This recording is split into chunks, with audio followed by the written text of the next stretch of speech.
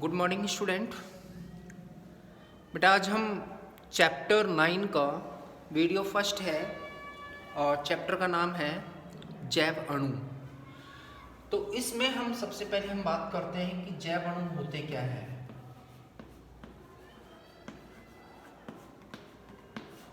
जैव अणु की परिभाषा की हम देखते हैं, किसे कहते हैं जैव अणु। तो बेटा यहाँ पे हम बात करते हैं कि जैव अणु का मतलब होता है कि ऐसे अणु जो सजीवों के शरीर में पाए जाते हों। सजीवों के शरीर में मिलने वाले अणुओं को हम क्या कहते हैं, यहाँ पे जैव अणु कहते हैं। अब कहते हैं कि जो जैव अणु होते हैं ये कौन कौन से प्रकार के होते हैं, ठीक है, कितने प्रकार के होते हैं। तो मुख्य रूप से जैव अणु जो होते हैं वो मिलते हैं कार्बोहाइड्रेट के रूप में, वसा के रूप में, प्रोटीन के रूप में और एंजाइम के रूप में, हार्मोन के रूप में, विटामिन्स के रूप में। कई रूपों में ये जैव अणु अपने को मिलते हैं। ये जैव अणु हमें ऊर्जा देते ही हैं, साथ साथ में हमें हमारे शरीर की संरचनाओं को निर्माण में भी सहायता करते हैं। इसके अलावा हमारे शरीर में होने वाली जैविक क्रियाओं को भी उत्प्रेरित करते हैं।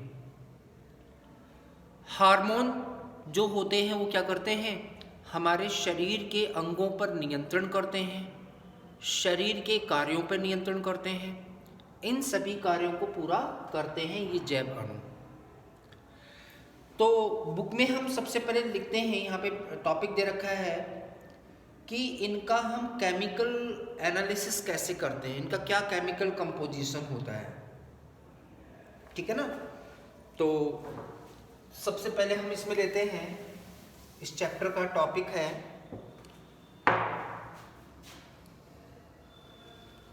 जैव अणु के अणुओं का रासायनिक संगठन का अध्ययन करना।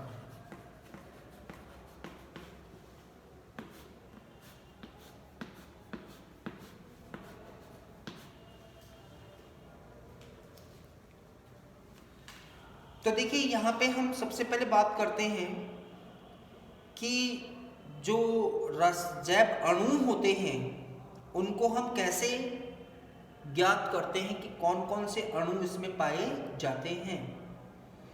तो देखिए इनका रासायनिक विश्लेषण करने के लिए हमारे पास में एक तकनीकी होती है जिसे कहते हैं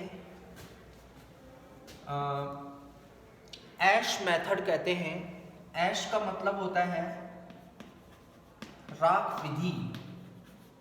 ऐश मेथड मतलब इसका ये है कि आप किसी भी पत्ती को, एक ताजा पत्ती ले लीजिए और आप जानते हैं इस ताजा पत्ती में सबसे ज़्यादा 90% क्या होता है, जल होता है।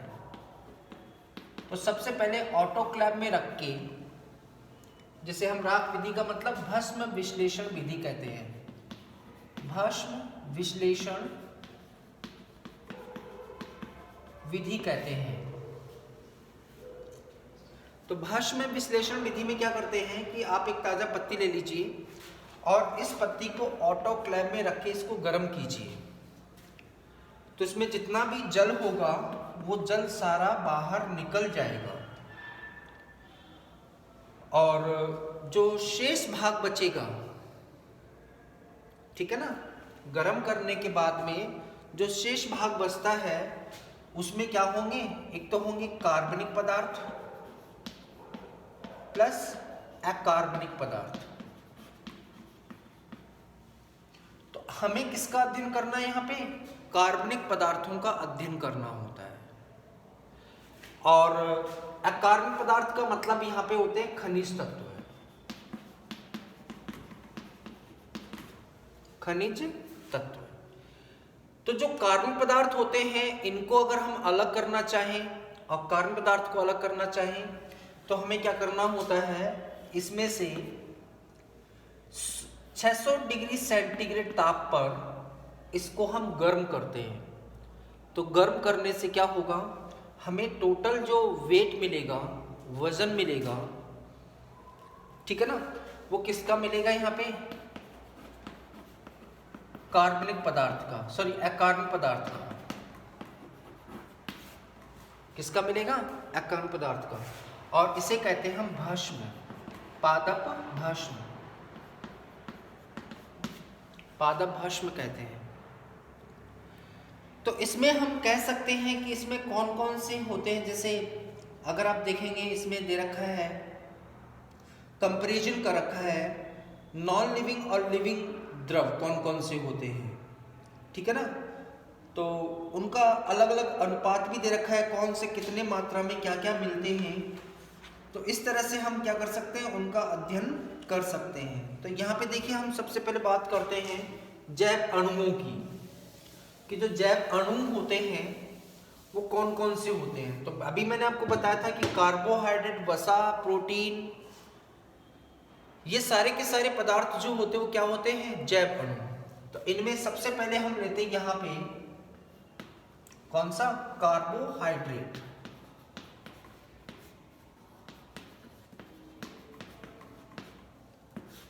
कार्बोहाइड्रेट तो जैसा नाम से पता चल रहा है ये कार्बन का हाइड्रेट होता है। कार्बन का हाइड्रेट का मतलब हो गया कार्बन के साथ में जल का अणु जुड़ा होता है। तो हम कह सकते हैं कि वे कार्बनिक पदार्थ जिनका निर्माण कार्बन, हाइड्रोजन तथा ऑक्सीजन से होता हो, ऐसे कार्बन पदार्थ जिनका निर्माण कार्बन, हाइड्रोजन तथा ऑक्सीजन से होता हो, जिसमें कार्बन 1 अनुपात में, हाइड्रोजन 2 अनुपात में, ऑक्सीजन 1 अनुपात में पाया जाता हो, ऐसे पदार्थों को हम क्या कहते हैं, कार्बोहाइड्रेट। जैसे एग्जाम्पल दूं मैं यहाँ पे C6H12O6। तो कार्बन 1 के अनुपात में, हाइड्रोजन डबल के अनुपात में और ऑक्सीजन 1 के अनुपात में। किसका सूत्र होता है, ग्लूकोज का,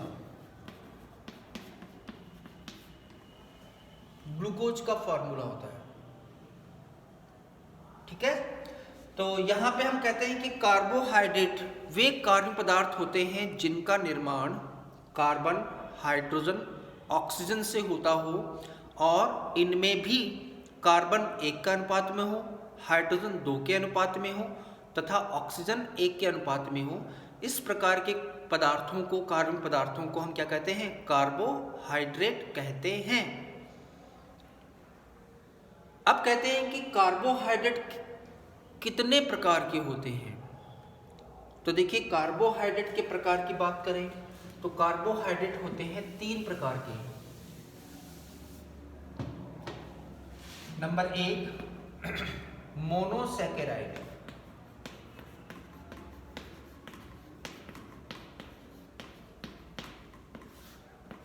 मोनोसैकेराइड, ठीक है। तो मोनोसैकेराइड का मतलब होता है कि ऐसे कार्बोहाइड्रेट जिनका निर्माण, ऐसे कार्बोहाइड्रेट जिनका निर्माण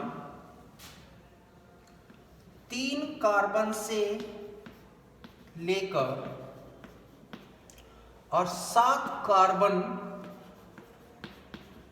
परमाणु तक हो।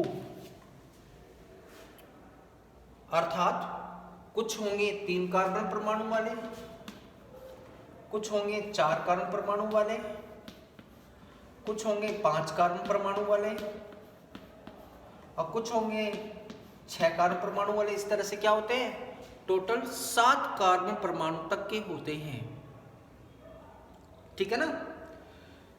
तो अभी इनका हम वर्गीकरण भी पढ़ेंगे कि इन कार्बन परमाणुओं की संख्या के आधार पर, ठीक है, कौन कितने प्रकार के होते हैं। तो यहाँ पे हम देखते हैं सबसे पहले मोनोसैकेराइड की क्या विशेषता होती है। तो देखिए मोनोसैकेराइड की जो विशेषता होती है वो निम्न प्रकार से होती है। जैसे अगर आप देखेंगे यहाँ पे एक तो जल में विलय होते हैं,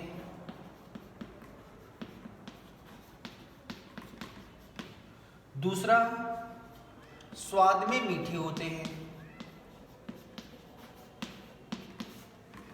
जल में तो होंगे विलय और स्वाद में होंगे मीठे होते हैं। प्लस इनका हम वर्गीकरण करते हैं। ये वर्गीकरण हम कल अध्ययन करेंगे कार्बन परमाणु की संख्या के आधार पे। ओके।